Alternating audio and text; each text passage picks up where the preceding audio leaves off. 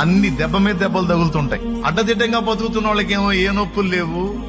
ఆ శాలేమన్నా చెప్పినట్టు అంత మంచిగా బతకాలా, ఎంత మంచిగా బతకాలా, అంత నీతిగా బతకాలా, ఎంత నీతిగా బతకాలని నీతంటే నా బతుకు ఎట్ట తగలబడింది అని నువ్వు అనుకోవచ్చు. కొంతమందిని చూసినప్పుడు నీకు సందేహం రావచ్చు. దానికి నా సమాధానం ఏంటంటే, దేవుడు కొన్ని కారణాలను బట్టి నిన్ను ఆ పరిస్థితుల్లోకి తీసుకెళ్లి ఉండొచ్చు. నీ మనస్తత్వము లో మార్పు వచ్చిద్దా, నువ్వు అంతే ఉంటావా?